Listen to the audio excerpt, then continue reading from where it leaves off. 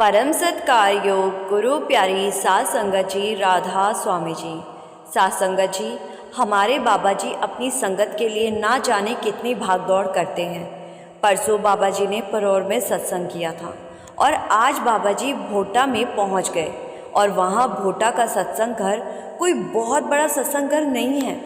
तो जब बाबा जी वहां पहुंचे और वहाँ संगत बहुत ज़्यादा इकट्ठी हो गई और बाबा जी ने वहाँ की संगत को पैदल चलकर दर्शन दिए और इसके बाद बाबा जी 9:50 पर स्टेज पर आ गए और सारी संगत भी पंडाल में बैठ गई। पंडाल छोटा था लेकिन संगत बहुत ज़्यादा आ गई, तो बाबा जी ने इशारे से सारी संगत को और आगे होने को कहा जिससे कि पीछे खड़ी संगत भी बैठ सके। सात संगत जी, फिर वहाँ संगत में से कुछ लोगों ने बाबा जी से सवाल किए जो हम आपके साथ साझा करने जा रहे हैं जी।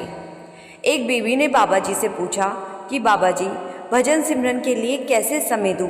बड़ी कोशिश करती हूँ लेकिन कोई ना कोई काम आ जाता है और मैं भजन सिमरन नहीं कर पाती। तो बाबा जी ने कहा कि बेटा, हम समय पर सोते हैं, समय पर खाना खाते हैं, समय पर हर काम करते हैं, लेकिन जब बारी परमारथ की आती है तो हम कह देते हैं कि समय नहीं मिलता। बेटा, समय तो हमें खुद ही मैनेज करना पड़ेगा।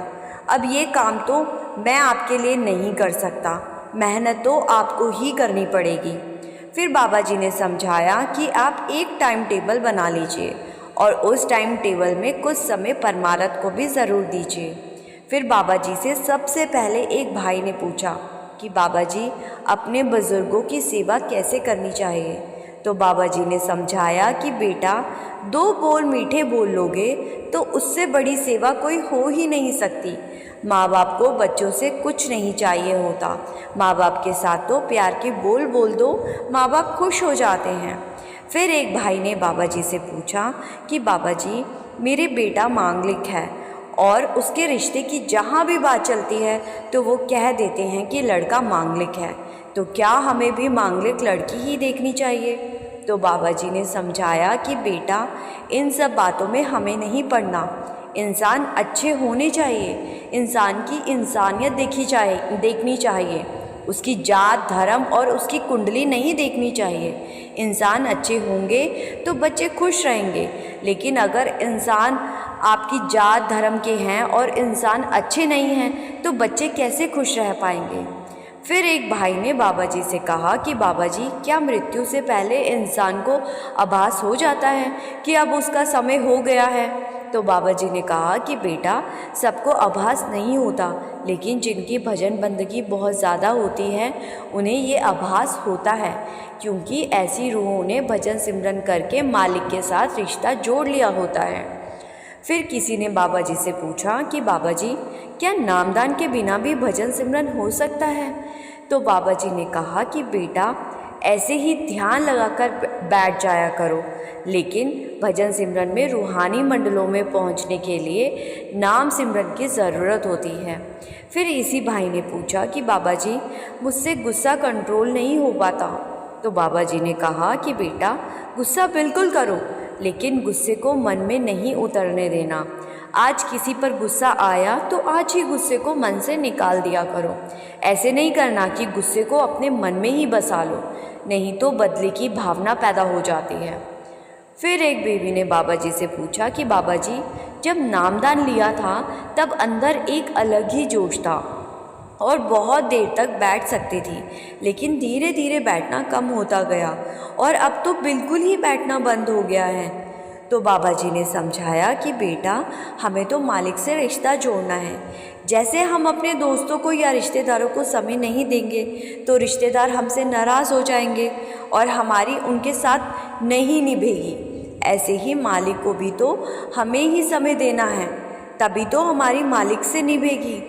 फिर एक लड़का खड़ा हुआ और बाबा जी को कहने लगा, डैडी, मुझे आपके जैसा बनना है।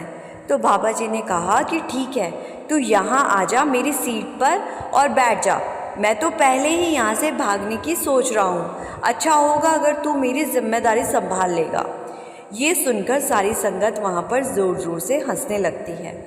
तो फिर यही लड़का बाबा जी से फिर कहता है कि डैडी, आप हमेशा कहते हो लड़कियां राज करेगी, हम लड़कों का क्या कसूर, हम क्यों राज नहीं कर सकते। तो संगत फिर से हंस पड़ती है। फिर बाबा जी कहते हैं कि बेटा, जब से संसार का निर्माण हुआ है तब से लेकर अब तक लड़कों ने ही तो राज किया है, अब राज करने की बारी मेरी बेटियों की है। फिर एक लड़की बाबा जी से कहने लगी कि बाबा जी, मेरा कोई सवाल नहीं है, मैं तो बस आपका शुक्र करना चाहती हूँ कि आपने मुझे बहुत अच्छा ससुराल दिया है। मेरी सास और बाकी सब लोग बहुत अच्छे हैं और मेरी सास मुझे भी बहुत अच्छा मानती है। तो बाबा जी ने कहा कि बेटा, ये तो बड़ी अच्छी बात है जो आपकी सास आपको अच्छा बोलती है, नहीं तो सास बहू की तो बनती ही नहीं। ये सुनकर संगत हंसने लगती है। फिर किसी ने बाबा जी से पूछा कि बाबा जी, जिनको नामदान मिल गया है तो क्या वो सभी सचखंड जाएंगे। तो बाबा जी ने कहा कि बेटा, इस भ्रम में मत रहना, जो मेहनत करेगा वही आगे जाएगा। जैसे एक बच्चा जब स्कूल में मेहनत करके परीक्षा को पास करता है तो आगे बढ़ता है, ऐसे ही जो नाम की कमाई करेगा वही जाएगा। ये भ्रम अपने मन से निकाल दो कि बिना मेहनत किए आगे जाओगे।